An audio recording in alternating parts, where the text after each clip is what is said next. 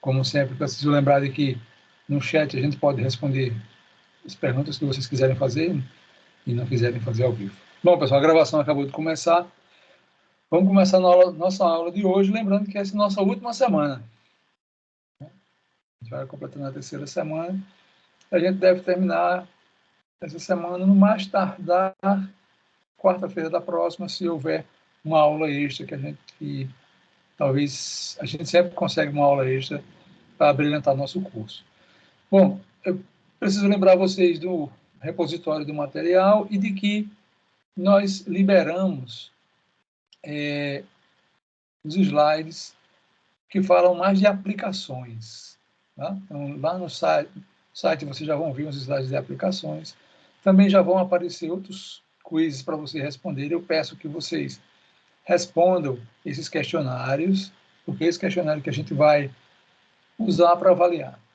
Uma boa novidade para hoje é que todos que estão na plataforma Huawei podem acessar a plataforma, vir aqui em e-learning, se vocês viram onde eu apertei e-learning cursos, e apareceu uma novidade agora. Veja que apareceu o português aqui.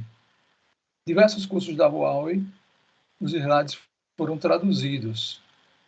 Então, por exemplo, se você quer aprender sobre segurança, se você quer aprender sobre Datacom, se você quer aprender sobre armazenamento, ou em russo não, né? Em russo já fica um pouco mais difícil. Mas já estão traduzidos em português. Então, todos vocês que têm acesso à plataforma, podem ir lá, redes de computadores. Aqui tem um curso de redes de computadores, que vai estar disponível, os slides todos traduzidos para vocês assistirem. Aconselho que acessem. Quem ainda não tem acesso, por favor, pergunta a gente, que a gente vai mostrar a vocês como fazer. A gente estava aqui na aula passada, e na aula passada a gente estava falando sobre a tecnologia da interface aérea. Deixa eu só fazer um resumo, porque nossa aula hoje, eu vou terminar o restante dessa parte aqui. Também vou deixar, nós vamos preparar, pessoal, alguns vídeos, e vamos deixar ainda essa semana, mais tarde na próxima semana, para vocês assistirem sobre detalhes da tecnologia. Eu tinha prometido para o Biratã falar sobre a numerologia, né, do 5G, mas aí o Biratã, eu vou deixar um material e um vídeo gravado para que a gente não tome tempo, porque a equipe aqui decidiu que a gente vai fazer uma aula hoje, uma quarta e uma sexta, um pouco mais diferente, um pouco mais pensando em materiais que são difíceis de se encontrar na literatura básica. Mas, antes disso, deixa eu lembrar para vocês o que é que nós estamos fazendo. A gente está olhando a arquitetura do 5G, e na arquitetura do 5G nós sempre desenhamos esses 3 blocos. Deixa eu só voltar aqui para fazer maior. A gente desenha um bloco que a gente chama de UE, nós desenhamos um bloco que nós chamamos de rede de acesso, e nós desenhamos um terceiro bloco que nós chamamos de core, ou núcleo da rede. Então, esses 3 blocos, eles formam o básico da arquitetura. Há uma ligação RAN e core, que pode ser fibra ótica, por exemplo, e há uma ligação sem fio entre o equipamento do usuário e a rede de acesso. Essa tecnologia da interface aérea, isso que está dito aqui, né, interface aérea, são as tecnologias que nós estamos tratando desde a aula passada, Hugo. Então, na aula passada a gente falou sobre o espectro, e aí a gente estava falando sobre o espectro, antes de falar, a gente falou sobre essa equação, que é a equação de Shannon, depois a gente foi falar sobre o espectro, e falando sobre o espectro, disse, olha, Hugo, quando a gente está falando de 5G, a gente tem algumas faixas de frequência, e nessa faixa de frequência aqui, FR1, se você voltar um pouco os slides, você vai ver o que significa FR1, tem canais com essas larguras aqui. E aí o Hugo me lembrou bem disso, professor, Edmar, então quer dizer que esse aqui, essa largura aqui, veja, eu estou medindo a largura desse canal aqui, essa largura aqui, ele é o B que entra nessa equação aqui. Eu disse, e aí eu concordei com o Hugo, realmente. E aí, veja só, quanto maior for esse B, mais alto vai ser esse valor, mais vai ser a capacidade máxima que você consegue transmitir no canal. Obviamente, se você olhar para o número que está aqui, né, onde está escrito 100 MHz, é muito maior do que 20 MHz. Portanto, o 5G consegue taxas muito teóricas muito mais altas do que o 4G. Se for no FR2, frequências mais altas, aí a gente já tem canais, né, largura de canais com até 400 MHz, isso dá uma largura de faixa muito maior. Depois a gente começou a falar sobre os protocolos, né, e passamos por esse monte de caixas aqui, que vai desde os dados do usuário até o sinal que sai da antena. Obviamente que cada bloco desse aqui tem suas particularidades tecnológicas, não dá tempo, Larissa, da gente entrar em todos os detalhes, mas, por exemplo, uma boa tarefa para nós fazermos agora é você que está nos assistindo aí, escolha um bloco desse aí.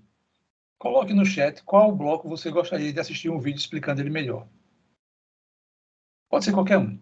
Depois a gente vai apurar e a gente diz qual foi o maior, a gente faz um vídeo explicando qual é o bloco. Eu estou esperando vocês escreverem no chat o nome. Pode digitar no chat, por exemplo, se você quer que fale sobre cifragem, se você quer que fale sobre codificação, sobre CRC. Vamos fazer essa tarefa agora? Por favor, escreva aí no chat. Qual o bloco desses aqui, né, escolha um, você gostaria que a gente nós fizéssemos um vídeo explicando melhor. Tranquilo? Pronto. Então, Rogério já colocou cifragem. Né? Estou esperando outra pessoa. Só tem Rogério assistindo a aula. Mozart, cifragem.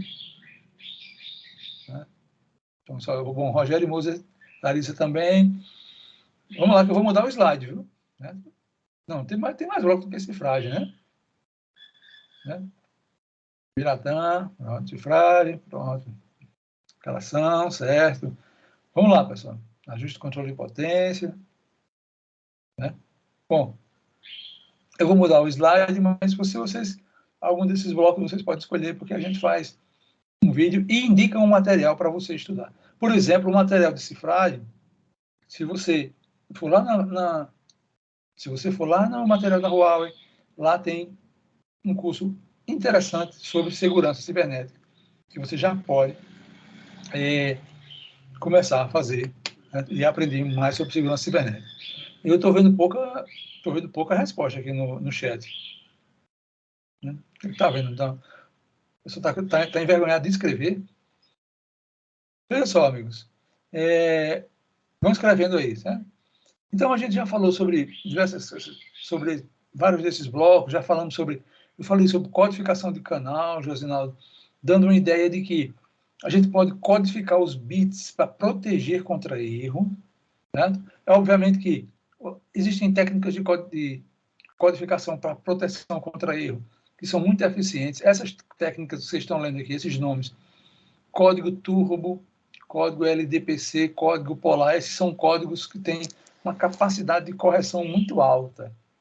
Ou seja, os bits que são transmitidos, que são modificados no receptor, o receptor usando uma técnica, que pode ser de código turbo, LDPC ou polar, consegue detectar que houve erro e recuperar o erro.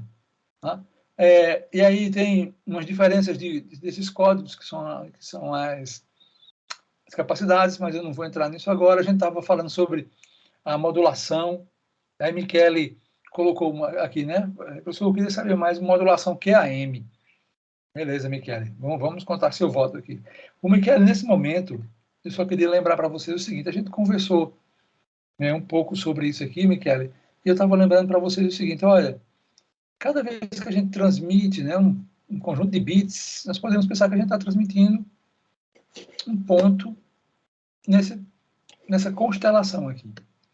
E aí, Michele, da forma que está aqui, veja que cada vez que eu estou transmitindo 4 bits por vez. Você está vendo aqui? Ó, tem os 4 bits que são transmitidos cada vez que eu transmito. Eu estou exagerando, Michele, mas imaginemos que a gente gasta 1 segundo para fazer uma transmissão. Então, se eu gasto 1 segundo para fazer uma transmissão, Michele, com esse que está desenhado aqui, eu estaria fazendo 4 bits por segundo. Já é? Agora, Michele, se eu aumentar isso aqui, é uma modulação. É uma dessas modulações aqui. Certo? Que é o 16 QAM. Se eu aumentar para 64 ou para 256, eu tenho mais bits. E veja, isso aqui é no uplink do estação, do equipamento do usuário para a GenoDB. Se eu, por exemplo, conseguir, Michele, de uma vez só, transmitir 8 bits, então eu estaria com a taxa de 8 bits por segundo agora, mudando somente a forma de transmitir. E somente a forma de transmitir é uma modificação na modulação. Isso, pessoal, eu estou chamando a atenção de vocês porque, veja, tem o uplink e tem o downlink. No downlink, se consegue chegar a modulações até 1024 QAM. 10 bits por transmissão, 10 bits por vez. Aqui não deve estar olhando e está dizendo, mas não existe, né? Não faz sentido uma taxa de 4 bits por segundo. Realmente não faz não aqui. O tempo de transmissão é muito pequeno, da ordem de milissegundos. Portanto, se eu transmito aqui 10 bits a cada milissegundos, depois você faça a conta qual é a taxa, certo? De bits por segundo que isso dá. E essa modificação e essa mudança de modulação é feita de forma dinâmica. A gente estava falando também, aí eu estava no finalzinho da aula, véspera de feriado, eu digo, não, vou deixar o pessoal descansar e a gente vai conversar um pouco no final, na próxima aula. E aí, veja só, tem outros fenômenos, né, outros usos de tecnologia, como, por exemplo, a mudança da modulação à medida que você se afasta da GenoDB. Porque quanto mais longe eu tiver da GenoDB, menos potência eu tenho, mais interferência, então eu vou afastar os símbolos para que eles tenha menos erros. Então, essa é uma característica que é do 5G. Tá? E, finalmente, né, a gente já falou, se eu mudar para cá, porque esses detalhes aqui, no momento, eles podem ser pulados, mas tem um detalhe que eu gosto muito de falar, certo? Que é essa coisa da cobertura. Eu vou falar disso aqui, Lucas, porque Maimon a gente já falou e o professor Portela vai complementar a aula de hoje. Veja, quando a gente está transmitindo, e aqui está DL, downlink, UL, uplink. Se vocês lembrarem, nós temos, inclusive, um arquivo de siglas, né, para vocês. Então, veja que no downlink e no uplink tem uma diferença de cobertura. O downlink consegue uma cobertura maior do que o uplink. Isso por quê? Porque o equipamento do usuário tem menos potência.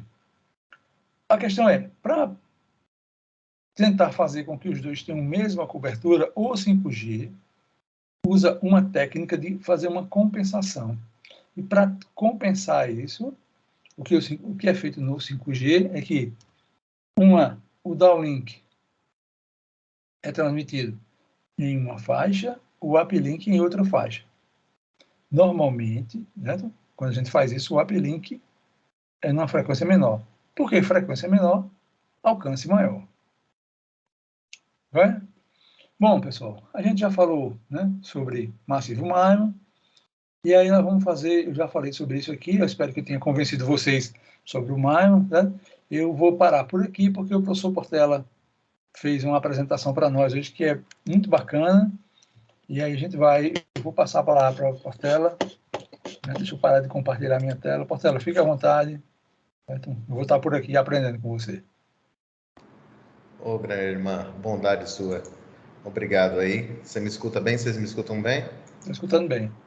Só antes de você começar, Portela, só lembrar o pessoal que a gente está aqui no chat, certo? Para responder perguntas. Então, enquanto a Portela vai apresentando, fique à vontade para falar conosco. Perfeito.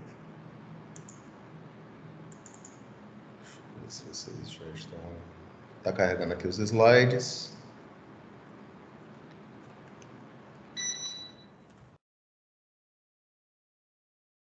Tá. Estão vendo aí? Está em tela cheia?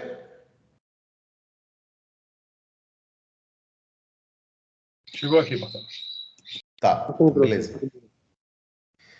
Pessoal, boa noite mais uma vez.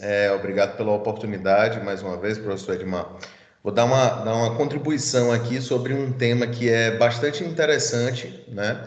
Que são as small cells. E aí a ideia é contextualizar para o 5G, né? Apesar de que a tecnologia de small cells ela não é a de agora, tá certo? Ela é uma tecnologia que já vem sendo empregado desde o 3G, né? O 4G também teve uma vazão para essa tecnologia, e a gente vai contextualizar, né, e mostrar algumas aplicações aqui no 5G, tá certo? Inicialmente eu vou fazer uma introdução sobre o site celular, então também revisando alguns dos conceitos que a gente já viu anteriormente, tá certo? Esses slides eles também vão ser compartilhados com vocês, de modo que pode servir também de pesquisa. Oi, pois não? Não está saindo aqui na minha tela. Não tá não? Para as outras pessoas, como é que tá? Tá aparecendo o slide? Aqui para mim aparece, Portela. Talvez é Michele, né? Michele, talvez se você sair e entrar novamente, porque tem um refresh de tela que ele carrega. Eu já estou no segundo slide. Já passou o slide aí para vocês, não? Não, no meu não. Está no 5G. Eu estou vendo aqui que travou. Então, deixa eu fazer o seguinte, certo? Só um momentinho.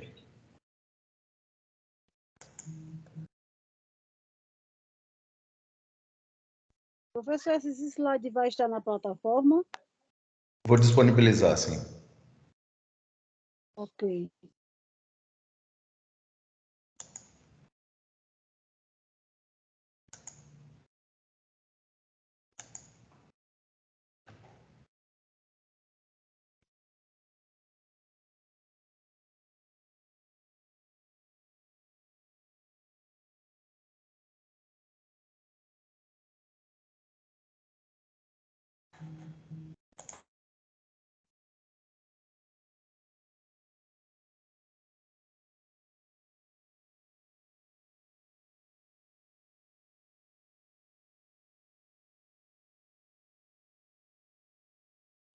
O professor Portela está organizando aqui os slides, né?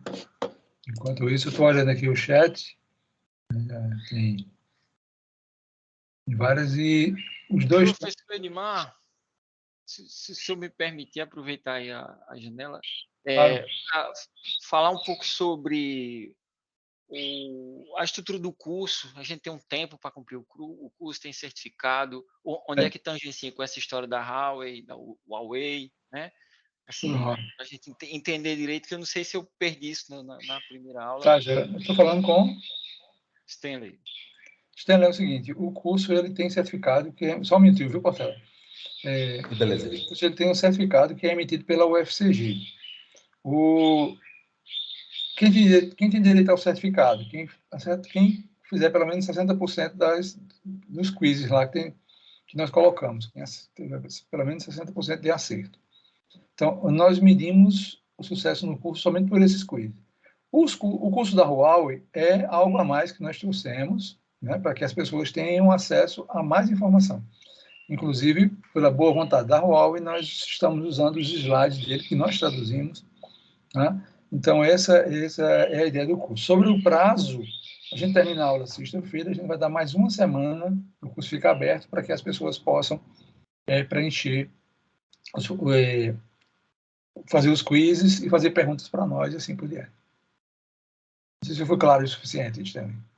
Perfeito, professor. Certificação emitida pela UFCG, participação, e a plataforma da Huawei é mais para referência e tem material lá. Lá em si não tem curso, no caso, assim, ou emissão de certificado.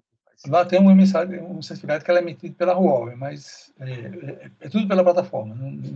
Nós não temos controle sobre ele. Perfeito, perfeito. Corre à parte. Ok, entendi. Tranquilo. Vamos lá, amigo? Pois não, Portela. Vamos lá. Estão vendo meus slides agora? Sim, está Eu aparecendo. preferi compartilhar logo a tela toda, porque aí acredito que tenha melhor compatibilidade. Vamos lá. Então, vamos relembrar aqui com qual objetivo, né, fazer uma breve revisão, é de contextualizar, né, as características de uma small cell, tá certo? Então, um site celular, né, que vai estar aí no contexto da small cell, ele é caracterizado como um ponto de separação, um ponto de demarcação entre o que a gente já definiu aqui no curso, né, com as aulas aí do professor Edmar, né, o conceito de RAM, ou seja, a rede de acesso de rádio, e a rede de transporte móvel, né. Ele vai ter também todos os equipamentos de rádio inerentes naquela região, tá? O transporte necessário para fazer essa interação com a interface aérea, né? Onde estarão os assinantes móveis, e aí com seus diversos dispositivos, tá? E também conectando a rede de transporte, a rede de backhaul móvel, tá? Essa operadora móvel, né, a qual o site celular pertence, pode ter dezenas de milhares de sites celulares, né? E isso vai, então, trazer as características de cobertura. A principal figura de um site celular é a torre celular, né? Então, inclusive, é algo que a gente remonta bastante, né, ao falar de uma estação base, é falar sobre a torre, né? Ela é uma estrutura alta com painéis de antena. Cada um desses painéis será conectado, então, a unidade de rádio, é o que a gente chama de RU, certo? Historicamente, essa unidade de rádio ela era colocada na base da torre celular, lá embaixo, certo?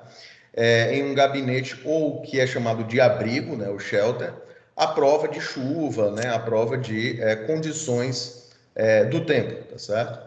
Juntamente com outros equipamentos, como o que a gente também já definiu aqui no curso, a unidade de banda base, que é a BBU, bateria de energia, e roteadores, interruptores, enfim, vários equipamentos necessários, né, para essa operação, né, e também a interligação com a rede de transporte, tá?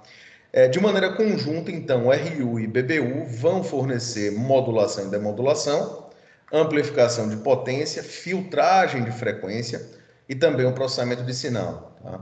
A depender do fabricante do equipamento, né, dos vários equipamentos ali da rede de acesso, a RU e a BBU elas podem ser dispositivos separados, tá? Ou então elas podem estar em um único chassi, em uma única caixa, beleza? Historicamente, são colocalizados no gabinete do site celular, beleza?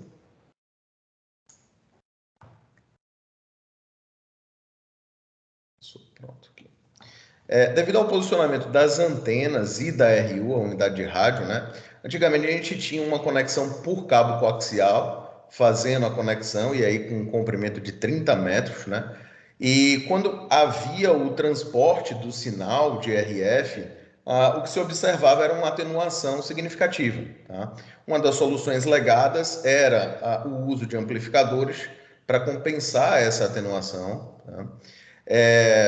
Em implantações posteriores, né, com a evolução dos sistemas, a RU, então, ela foi funcionalmente afastada da BBU, tá? E implementada em um fator, né, de forma, ou seja, todos os aspectos ali da composição, tá certo? Desse elemento ficaram menores, né, e puderam ser montados no topo da torre celular, ao lado dos painéis da antena. Isso foi chamado de RRU, né, que é de Remote Radio Unit, certo?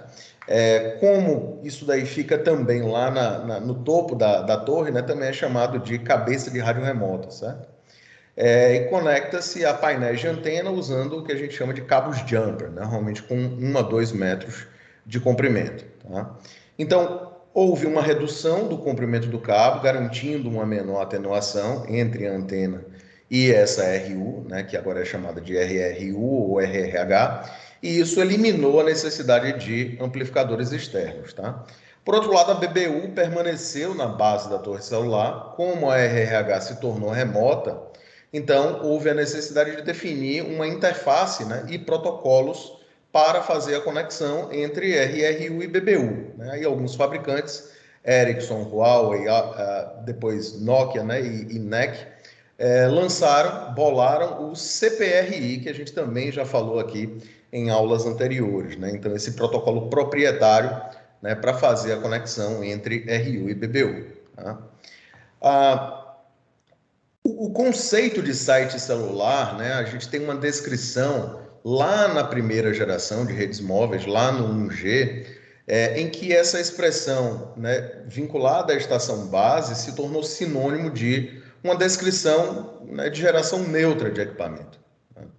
E, embora o 3GPP tenha definido terminologias específicas, né, de gerações explícitas, ou seja, 2G, 3G, 4G e assim por diante, e vinculando isso, né, a conceitos de sites celulares, o uso de estação base, o nome estação base, ele ficou como um jargão que persiste até hoje. Tá? E aí a gente tem várias combinações, né, que, se levarem em consideração o RRU, BBU e as outras funções, né, da rede de acesso de rádio, o que a gente tem do ponto de vista evolutivo é lá no 2G o nome BTS, no 3G NodeB, no 4G eNodeB, tá?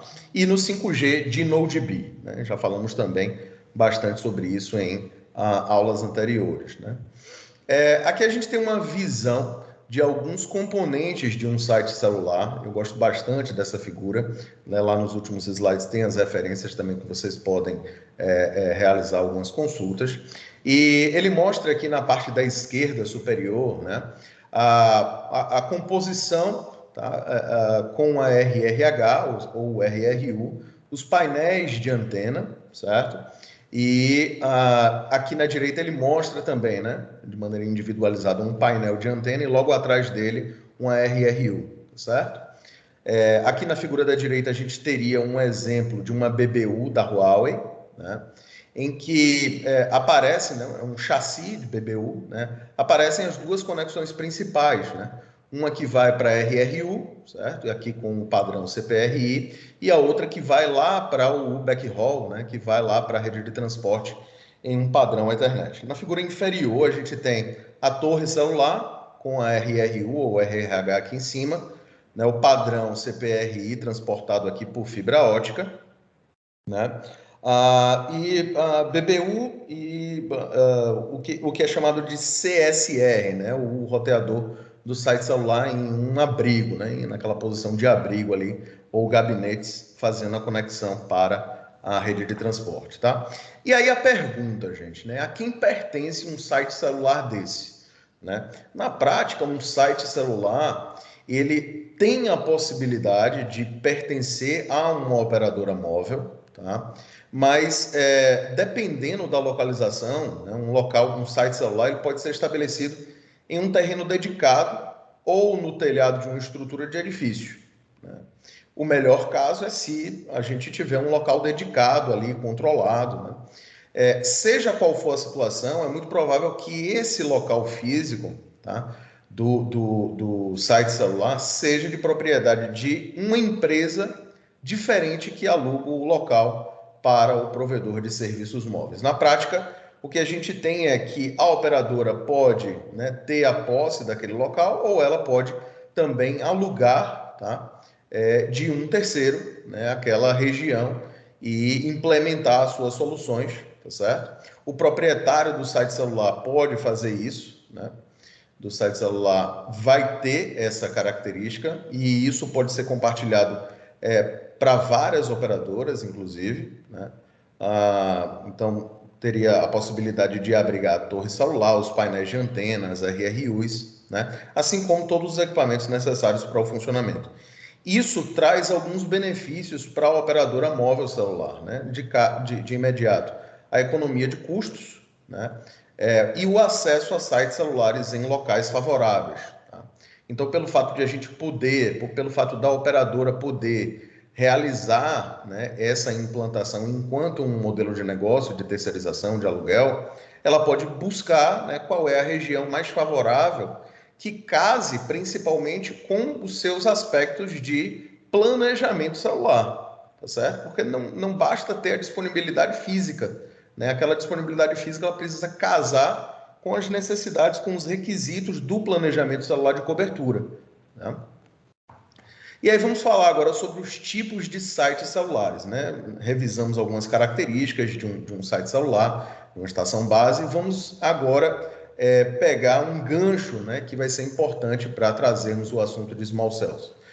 Uma operadora móvel, ela implementa, né, ela implanta diferentes tipos de site celular, e isso normalmente depende da área de cobertura desejada e da localização e densidade populacional. Então, atenção, né? Esses são aspectos muito importantes para a determinação, né, das características de um site celular. Tá? A área de cobertura desejada, né, a localização e quantas pessoas ou quantas entidades, né? Porque a gente, né, como o professor Edmar sempre ressalta, a gente não tem mais apenas smartphones ou pessoas enquanto estações de usuário. A gente tem, né, coisas, a gente tem carros e assim por diante. Tá? Então, isso vai compor uma densidade de usuários, né? O tipo de célula mais comum que a gente tem para os sistemas móveis é a macrocélula, pessoal. Então, é um ponto alto aqui, é um ponto forte, né, desse nosso encontro, tá? A caracterização da macrocélula enquanto o tipo de célula mais usual, mais comum, né? Ele é um site celular que apresenta uma característica de alta potência de transmissão, logo isso também vai consumir mais o quê? Mais energia elétrica, certo? E fornece uma cobertura, né, como consequência, né, fornece também uma cobertura móvel por vários quilômetros, tá?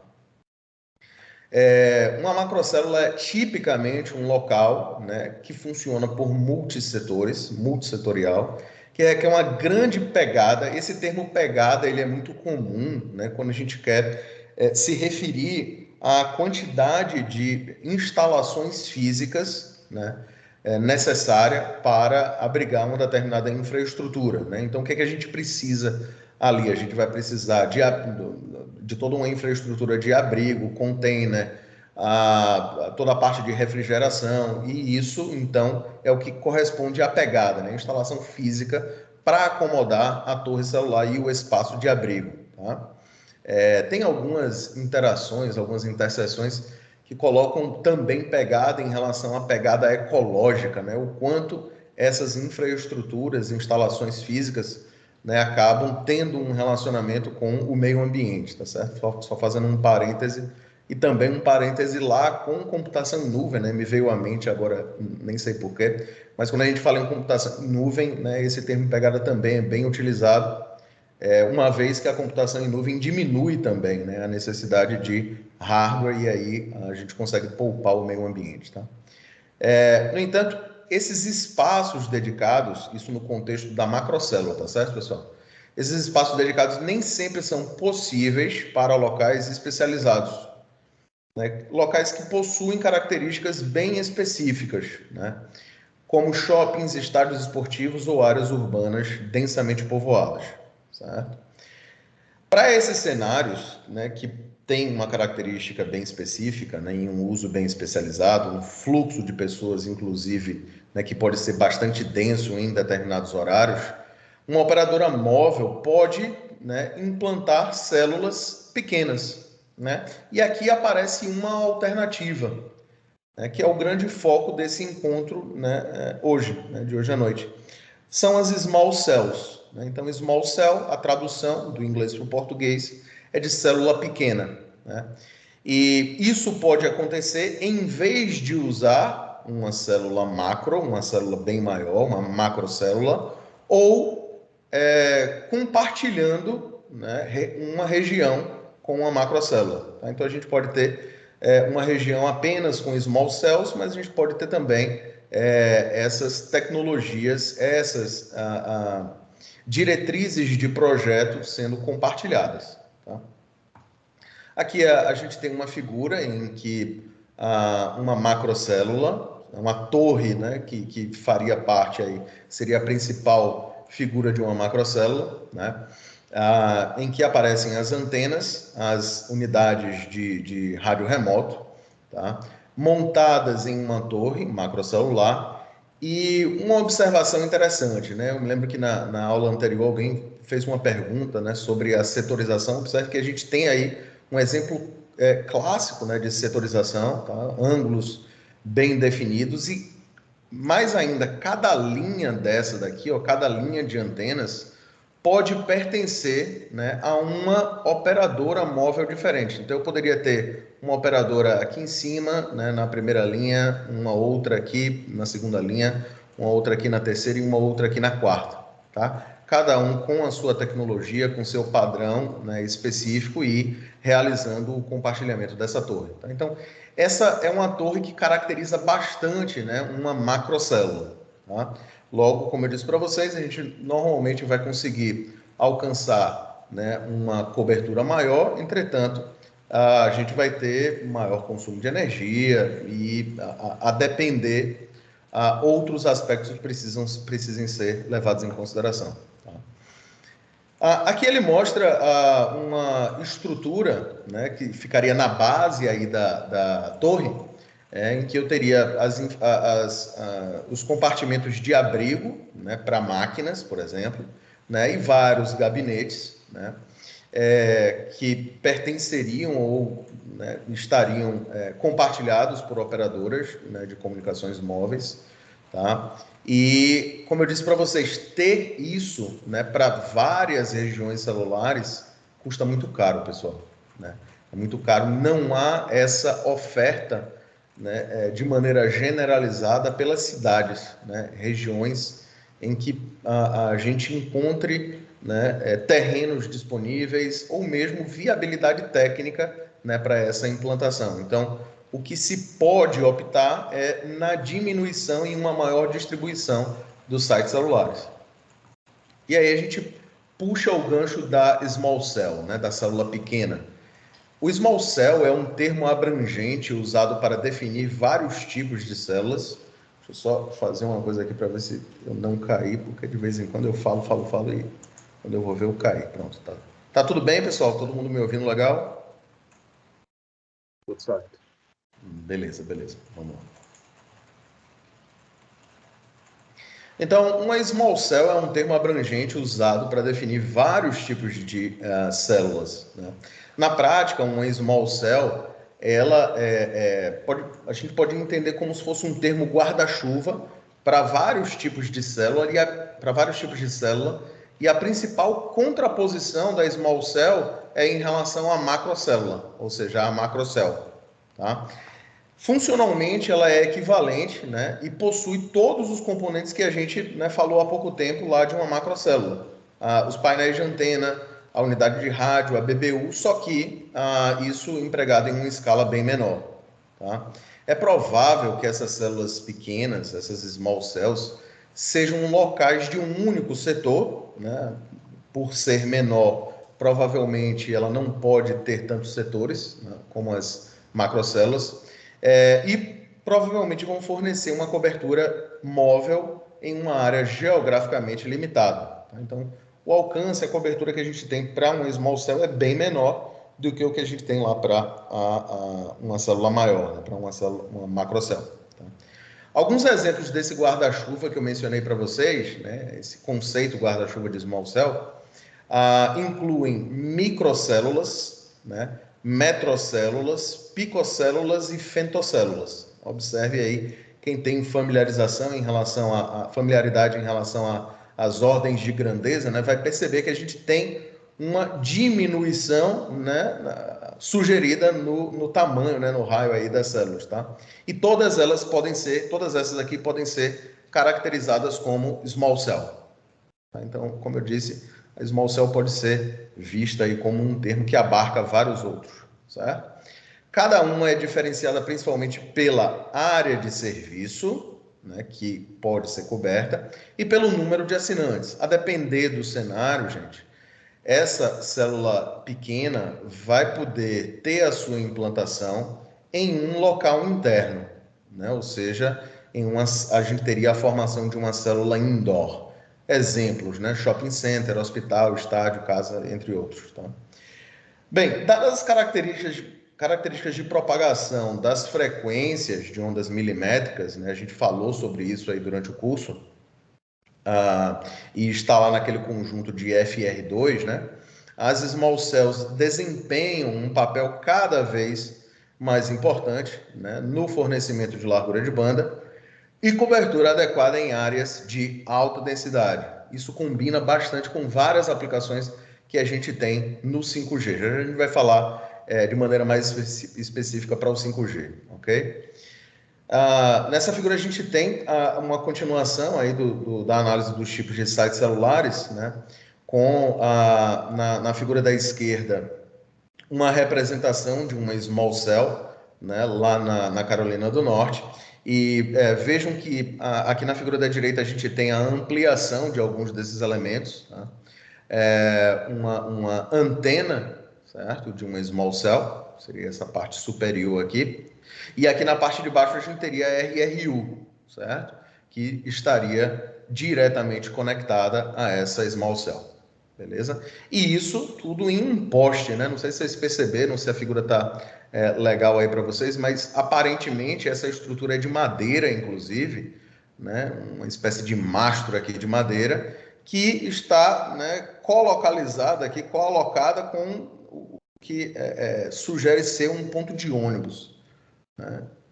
Então, essa é uma grande tendência, né? Ter essas células menores, né? Essas pequenas células distribuídas em um número muito maior pela cidade, né? Dando várias características que são necessárias, né, para o 5G, atendendo, né, a aplicações de implantação massiva, certo? E, por outro lado, um consumo bem menor de potência, né? Um deployment que é bem mais facilitado do que quando a gente compara lá com as macrocélulas. Aqui um outro exemplo de tipo de site celular, né? Que inclusive tem um link com uma aula que a gente vai ter também sobre a FWA, né? E por meio de uma implantação de femtocélula, né? Apesar de que no FWA a gente vai ver isso daí em mais detalhes, né? Na prática você tem ali um enlace, certo? Que não necessariamente uma célula precisa ser formada, né? O que precisa acontecer lá no FWA é o fornecimento do link apenas para aquele ponto fixo dali, certo? Mas é possível ter, né, um dispositivo, né, nas mesmas dimensões dos roteadores das CPEs do FWA que formem o que a gente chama de femtocélula. Ela é um tipo de small cell, né, e então poderia ser utilizada para a implantação de redes celulares por uma cobertura muito menor. Tá? Alguns dispositivos small cell, especialmente os projetados para uso residencial, como femtocells, possuem, né, a funcionalidade da BBU embarcada no próprio dispositivo, no próprio device. Essa implantação, né, lá pelo 3GPP, a gente também já falou bastante sobre o 3GPP aqui, né, e várias das suas releases. Olha que interessante, né, os números das releases aqui, né. Aqui no 5G a gente fala em release 15, release 16, 17 e outras futuras, né? Mas, como eu mencionei para vocês, as tecnologias de small cell, elas não são, né, de agora, né? Elas não nasceram agora, tá? Então, lá no 3G, quando a gente tinha isso embarcado, a BBU embarcada no dispositivo, o nome dado era Home Node B, HNB, tá? No 4G era Home e Node B, certo? Outras small cells vão, né, necessitar de uma BBU externa, tá? Porque uma BBU interna não consegue atender aos requisitos de operação. Tá? E aí vale também, né, linkar com um outro encontro que a gente já teve aqui, né, com o professor Edmar, em que ele falou sobre a diferença das arquiteturas da run distribuída e da run centralizada. Lembrem, né, na run centralizada, a BBU ela fica, né, separada ali da run, né, em um local central, né, e isso daí é chamado de run C-run, ou run centralizada, né? Algumas implantações dessas small cells vão usar sistemas de antena distribuídas, tá? O DAS, né? Usado principalmente em ambientes fechados. Um DAS ele vai normalmente consistir de uma unidade de rádio centralizada, e aí é possível distribuir várias antenas, né, pela extensão do prédio. Tá? Ele traz aí como elemento a conexão feita por cabo coaxial, mas isso daí pode ser feito, e hoje é bem mais comum ser realizado com fibra óptica. Tá? Isso traz essa possibilidade de a gente ter em uma mesma região o uso, né, de macrocélulas e de células menores, né, de small cells, seja internas, seja externas, a criação de uma rede heterogênea. Isso é chamado de HETnet, né? E traz uma boa flexibilidade e pode também estender, né, a região de cobertura e atender a vários requisitos de largura de banda, né, para os assinantes. Tá? Aqui a gente traz um quadro comparativo de vários tipos de small cells, né, e também ele traz algumas informações de uma macrocell típica, né, o seu tipo de implantação, né, o deployment type, tá? A área de cobertura e a quantidade estimada, desculpa, de assinantes para cada setor, né? Então, em uma macrocélula, o ideal é fazer essa implantação de maneira externa, ou seja, uma implantação outdoor. A gente consegue alcançar uma área de cobertura aproximada de 5 quilômetros e alguns milhares de clientes, né? Alguns milhares de assinantes. Tá? Já em uma microcélula, a indicação também é para uma implantação outdoor. Veja que a gente já tem uma área de cobertura menor, né, na ordem de 3 quilômetros, né, e alguma coisa próxima aí a 1.000 assinantes. Tem uma outra aqui chamada de metrocell, que também a implantação adequada é outdoor, um raio bem menor de cobertura, né, e algumas dezenas, assim como o que a gente tem lá para a picocell. Só que na picocell já há previsão, né, já há indicação em alguns casos, né, de um limite para uso indoor, né, interno às instalações. Veja que a gente já tem uma cobertura bem menor, e na femtocell aí sim, há uma restrição dessa indicação apenas para uso indoor, né, com uma área de cobertura bem menor, tá, e pouquíssimos dispositivos ali, né, provavelmente menos de 10, né, na ordem de dezena, para essa cobertura, né? Para que sejam contemplados os dispositivos atendidos. Tá? Tem um outro quadro que complementa aquele anterior, né? Algumas informações sobre cobertura a gente já viu. O que eu achei interessante aqui, né, é em relação à potência de transmissão, tá? Para uma microcélula de 2 a 5 watts, né, para uma picocélula de 250 miliwatts, e para uma femtocélula na ordem de 100 miliwatts. Tá? Quantidade de usuários simultâneos aqui, né, que ele coloca. E o custo, pessoal, achei interessante também trazer isso para vocês, né, enquanto estimativa, né, o custo financeiro para uma femtocélula. Veja que o custo financeiro é bem pequeno, né, uma vez também que bem menos usuários serão atendidos, né, na ordem de $100. Para uma picocélula, $2.000, e para uma microcélula na ordem de $10.000. Tá? E como é que a gente linka isso agora? Como é que a gente faz uma ponte para o uso de small cells no 5G? Né? Essas estações base, né, de small cells, elas têm algumas características que eu já mencionei, elas são compactas, permitem que as operadoras façam a implantação em ambientes variados, né, onde há uma necessidade de cobertura extra, ou seja, uma cobertura na qual as macrocélulas não conseguem, né, chegar, e uma operadora ela pode precisar acomodar um grande número de consumidores, de assinantes, tá? Ou um grande volume de dispositivos IoT, por exemplo, né, de internet das coisas. E para isso as small cells podem fornecer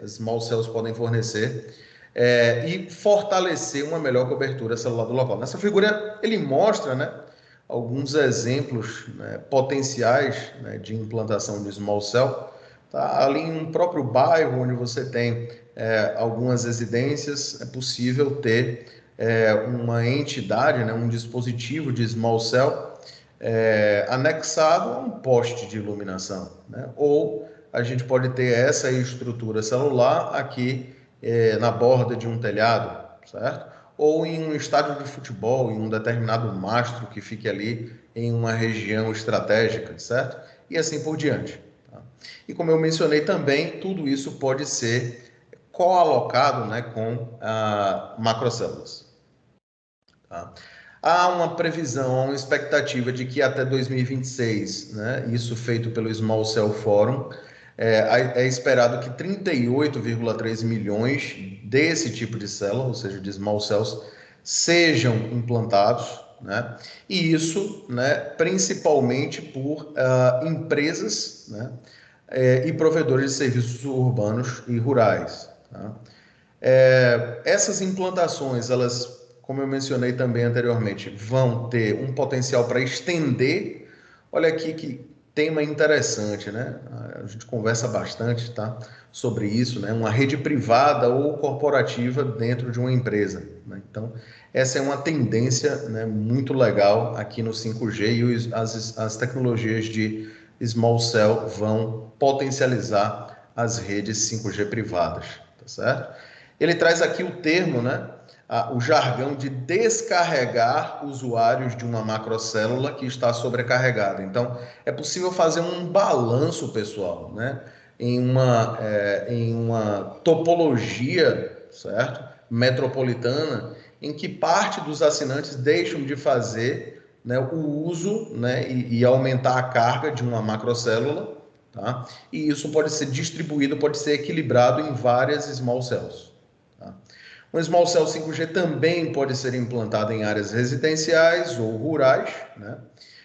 Com uma melhor economia do que se a gente tivesse uma implantação de uma macrocélula. A gente já viu, né, e já tem a noção de que uma macrocélula tem um custo financeiro bem maior do que uma small cell. Aqui alguns outros exemplos, né, de uma maneira mais didática, tá? Com essas figuras aqui em que a gente poderia ter regiões para eventos, comunicações de veículos, cidades inteligentes, outros tipos de transporte, né, como, por exemplo, transportes por trem, tá? E residências e instalações corporativas que podem ser beneficiadas por células pequenas, tá? Por small cells. É interessante também observar a recorrente, né, relação feita entre a área de cobertura, a região de cobertura e as faixas de frequência utilizadas, né, que células de baixas frequências, células de altas frequências e aqui células de ondas milimétricas, né, em que a gente tem uma frequência muito, muito alta, né? À medida que a gente aumenta, então, a frequência, diminui essa cobertura e lógico que as small cells podem contemplar esses cenários. Alguns outros casos de uso aqui de small cells no 5G, centro de eventos, né? Principalmente estádios que periodicamente exigem muitos recursos, né? Então, a gente tem um jogo de um clássico aí, né? Por exemplo, professor Edmar, um jogo do 13 de Campina Grande aqui, né? Um time forte aqui na Paraíba, duelando com algum outro time, tá? Exatamente. E o estádio lotado ali, né? Todo mundo fazendo, né, sua torcida. Então, nesse exemplo daí a gente teria milhares de torcedores que fariam uso da rede celular, né? A gente poderia ter várias small cells 5G, né, em um estádio, em uma região dessa, tá, em um centro de eventos desse tipo, né? E essa célula, esse conjunto de células menores, coordenados, poderiam ajudar a descarregar esse tráfego, né, que estaria vinculado antes a apenas uma macrocélula, né? E a gente poderia ter o fornecimento de um serviço, né, de uma qualidade muito superior para os assinantes, né? Que poderiam também acompanhar várias apurações, carregar clipes de show e assim por diante, tá? Um outro caso de uso, né, para shopping centers e aeroportos é interessante, né, que um shopping center ele fica lotado facilmente, né, principalmente em horário comercial. Então você vai ter algum evento, por exemplo, o lançamento de um filme, né, muito esperado, né, há uma tendência grande de que a densidade de uma determinada região do shopping, né, de ocupação por estações de usuário, equipamentos de usuário, há uma tendência forte disso acontecer e vai haver uma competição de uso espectral, por exemplo. Então, é possível ter ali em um shopping center várias células menores, né, otimizando essa comunicação. E para aeroportos também, apesar de que isso não precisa ser tão concentrado, né, em horário comercial, mas a gente tem também alguns padrões de lotação, né, de superlotação em aeroportos, né? E uma grande característica tanto de shopping center quanto de aeroporto, né, é que são estruturas muito ricas em concreto. E aí a gente tem uma atenuação muito grande, né, do sinal eletromagnético que estaria vindo, por exemplo, de uma macrocélula. Então, por que não, né, implantar small cells indoor ali naquela instalação? Tá? E aí melhorar a cobertura, né, otimizar a comunicação ali para os assinantes, certo? Outro caso de uso, residências e SOHO, né, ou seja, Small Office, Home Office, em que aqui já é mais adequado o uso de femtocells e picocells, né, que são tipos de small cells, né?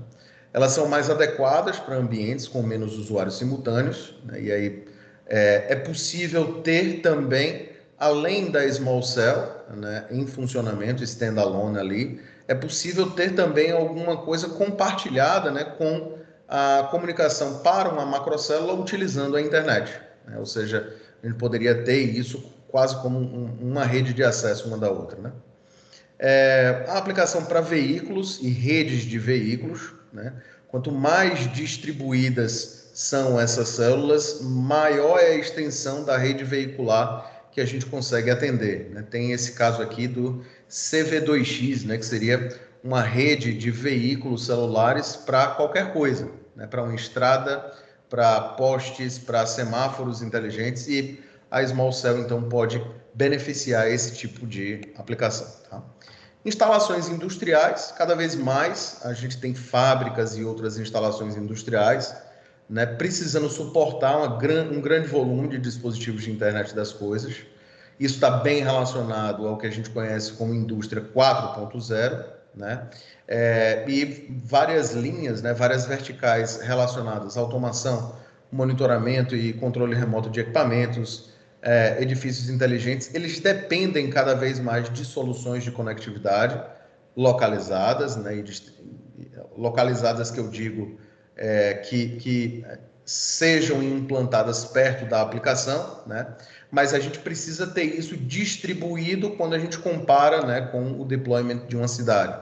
Tá? Então, a Small Cell no 5G pode trazer, essa é uma figura interessante, depois eu vou mostrar na referência, de um campus inteligente, né, implantado pela Bosch. Tá? Tem um vídeo também, vocês podem acessar, né, ele mostra algumas operações, e nesse campus inteligente, né, que é um campus fabril, há a implantação de small cell, né, e várias partes da produção dessa indústria são otimizadas pelo uso do 5G, em especial auxiliadas aí por essas células menores. Tá? E aí vem um slide interessante nessa nossa conversa, né, e já para concluir, né, já fechando, né, o nosso encontro de hoje, que se refere a desafios, né? Ou seja, existem desafios para esse tipo de implantação, para esse tipo de deployment com small cells. E uma pergunta inerente é: por que demora e custa tanto implantar small cells? Né? Algumas reflexões são a identificação dos milhões de locais necessários, certo, para a implantação dessas small cells, a aquisição de licenças para locais identificados, custos operacionais para alugar, implantar e manter sites para a maioria dessas novas small cells. Tá?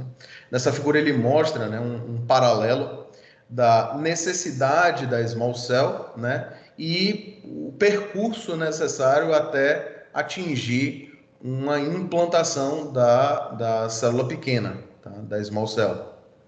Então tem alguns aspectos aqui, né? E algumas perguntas que são provocadoras, né? Como é que a gente pode, né, expandir a cobertura de uma célula? Quais localizações, quais regiões a gente pode fazer a melhoria da cobertura, né? É necessário identificar e engajar, né, órgãos, tanto privados como públicos, né, para participar desse compartilhamento, né, e implantação de antenas, né?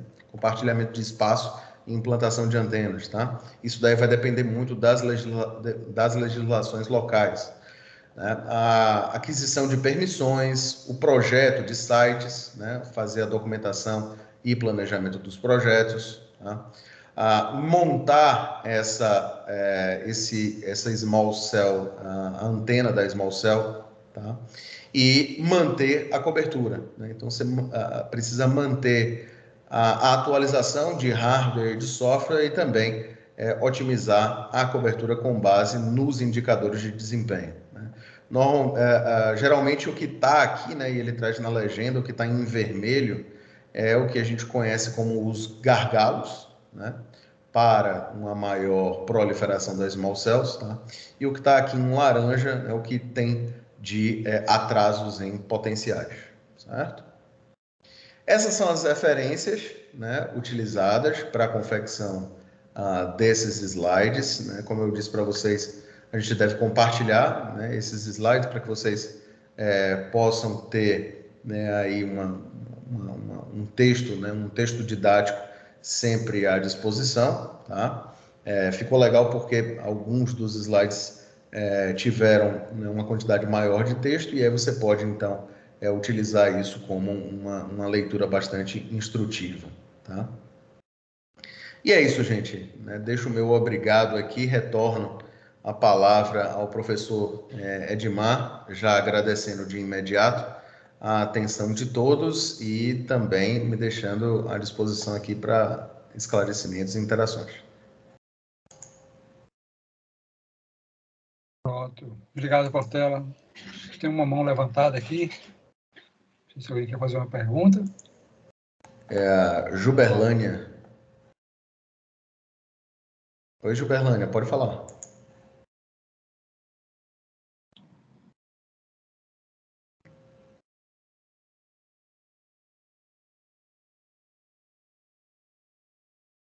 Talvez ela esteja com algum problema, né? Se ela quiser escrever no chat, né? Veja só, pessoal, a gente está trazendo, vocês devem observar de que esses assuntos que o professor Portela tratou hoje, que ele vai tratar na próxima aula, você normalmente não encontra tão facilmente nos materiais que estão por aí, né? Então, o que a gente está fazendo? A gente está enriquecendo o curso, porque já tem um livro em português, já tem os slides em português, já tem os vídeos. Tá? Então, como uma das propostas do curso é que você seja autodidata, né, e vai construir seu conhecimento, a gente está trazendo conhecimentos, digamos assim, que agregam. Na próxima aula, o professor Portela vai falar para um tema que é sobre FWA, certo? Eu particularmente, aconselho a todo mundo que está interessado a olhar em rede privada e FWA. Né?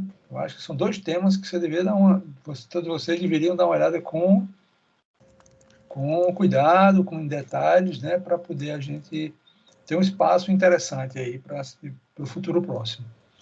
Eu também concordo, Rafael, né? O professor Portela é craque, né? Bom, amigos, Valeu, eu acho que gente. já avançamos bastante, né? A gente vai parar por aqui.